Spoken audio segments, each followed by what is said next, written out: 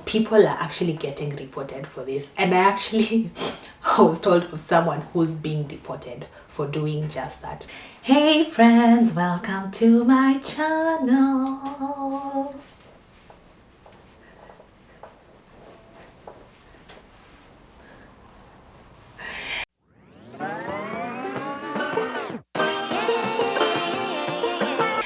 I'm still trying to find a jingle for this part. If you have suggestions, let me know. I might just pick your jingle to be mine. Anyway, how have you been? Happy Friday, last Friday of the month. How are you feeling? Excited? Nervous? Can you believe we literally have 3 months to the end of the year? How fast has this year gone? You know, when I was growing up, my dad used to tell me, if you feel like days are moving quick, it means you're growing old. I don't know if I'm growing old, and I just don't want to admit it. But here we are. And literally everyone I've spoken to says the same thing about this year and how fast it has gone. Anyway, I hope you are doing things that make you happy. I hope your plans are going well. I hope everything that you desire you get within the next 3 months. And yeah, hopefully we end it with a bang. Before we go to today's topic, someone actually DM'd me and they were like, life abroad is good, ? So I was like, there's the good and the bad, obviously. And then he went on and he was like, does the good outweigh the bad? And I was like, yeah, but then sometimes the bad is just too overwhelming, which is true. From the videos I have posted, I'm sure you've seen this. And then he goes on to ask, so I should go abroad, what do you advise? Now, I wasn't gonna say a yes or no. I wasn't gonna give a yes or no answer, but he insisted. And so I was just like, you know what, move. Even just for the experience, because at the end of the day you can always go back home if you don't like it. If you move for a bit and like it but still want to go home, you know, all those things. And it got me thinking, like, is this the advice I'm giving people, like move abroad? Like I don't know, but hopefully by watching all my videos you get something that helps you, whether it's you moving abroad, whether it's you moving back home, whether it's your cousin, your uncle, your auntie, whatever.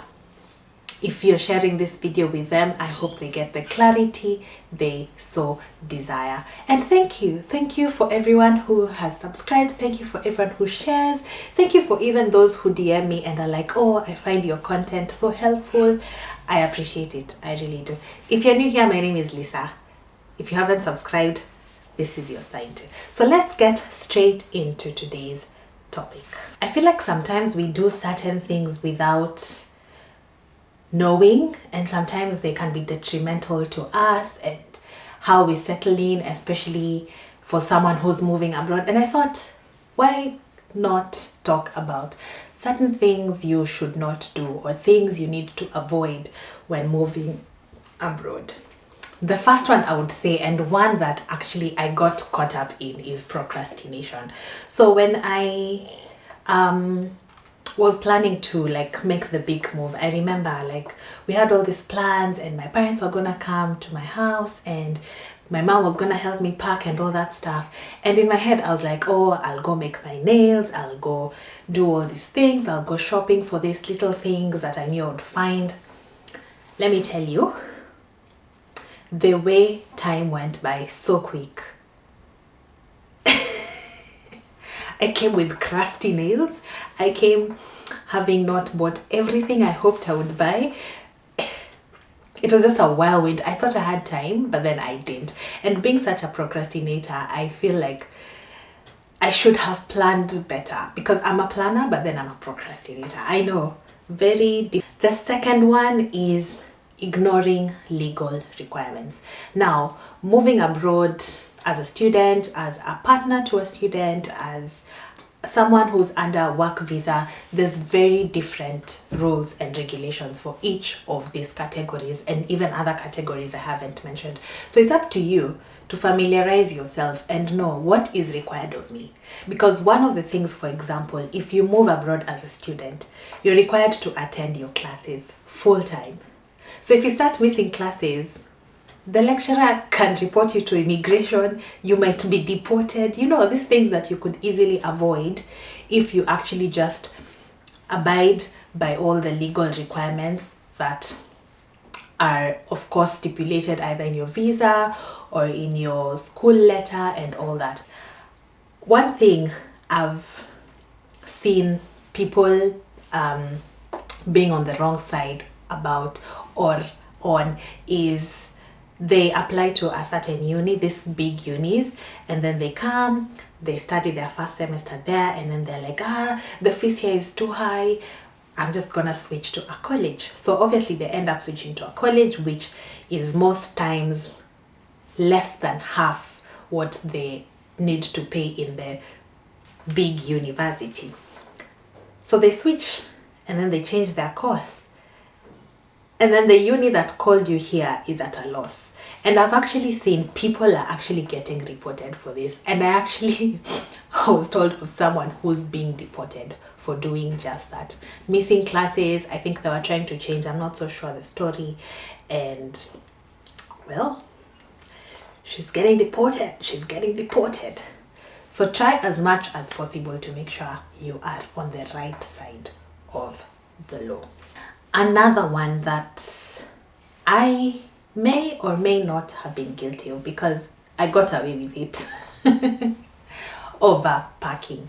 Let me tell you, I carried shoes, I carried warm clothes, I carried literally everything. And for me, it was a matter of I was going to use all these things and kind of like make sure I wasn't moving and then buying stuff. But then I could easily have left a few things and gotten them here. Things like toothbrush, toothpaste, you know, this to small things like toiletries. And sometimes this can actually weigh your luggage. When you weigh your luggage, it might actually be more. Because I remember when I weighed my luggage, obviously it was more. But then the person I got to help me was just like, you know what? It's because you're moving. And I understand. And so he let me go free. I think my luggage was to be 23 kg each suitcase. I think I went overboard by 2 or 3 kilos. So not much. But what if you don't get someone who's as nice? What happens? You have to leave your stuff in the airport. For who? So if you can, avoid overpacking. You can always go back and bring those things. You can always ship them. You can always find alternatives for yourself in the new country. One that I am guilty of is isolating yourself. Avoid isolating yourself. I know moving abroad comes with all these emotions, comes with all these feelings, comes with all these intense ideas and thoughts, and you're just like, can I survive this? Will I miss my family. You know, all those things that make you just sort of stay in your little safe space or room or bed. Try and avoid those things. So as soon as you can, even if it's just making or creating a community with your classmates, with your family, if you have like distant relatives abroad, with your friends, if you're being hosted by your friends, try and create a community. Try and have those people you can actually talk to about how you feel, about what you're going through, about the challenges you're facing, about things that are exciting for you. This actually goes a long way, because trust me, if you isolate yourself, the stress that will bug you, my friend, you'll be like, abroad is not for me. Abroad is not for me. Like I've mentioned, even with this, abroad is not for everyone. The good thing I've found, even where I have moved to, is there's these small communities that you can plug into. At uni, there's different clubs with other members. So say from your country, there's different associations that you can be part of. And yeah, just form a community or try and be part of a community that will be able to sort of hold your hand as you find your step or find your way in the new country you're moving into. One that I think many people don't do, and something you should avoid doing, is updating your documents. I mean, not updating your documents. So instead of not updating your documents, you need to update your documents. So for example, one of the things that's required here where I am is every time you move houses, you need to update your address. So update your address with your uni, with the immigration department, so that they know where you are. Another thing is, if your visa is expiring, you need to apply for it, because if you don't and people come to you and deport you, whose fault is it? Check, make sure your passport is updated. Just make sure all your documents are updated. It goes a long way in finding jobs, in applying for housing, in applying for even for healthcare, all those things, because your healthcare card needs to be up to date for you to get medication and for you to see a doctor and all that. So just make sure as much as possible you stay up to date with your documents. My last point is avoid disregarding tax obligations. This goes for both your home country and the country you're moving to. Not just because you have moved to a whole new country doesn't mean you forget your home country and the tax obligations that apply in that home country, because you will want to invest back home in 10 years and they'll be like, you did not pay tax, this is how much you owe us. That's not what we're after. That's not what we're after. So make sure, even if you're filing nil returns, make sure you are up to date with everything that's required of you in regards to tax. There's so many things you need to plan for and you need to avoid. I hope in the few that I have mentioned, you've gotten a few that are helpful to you.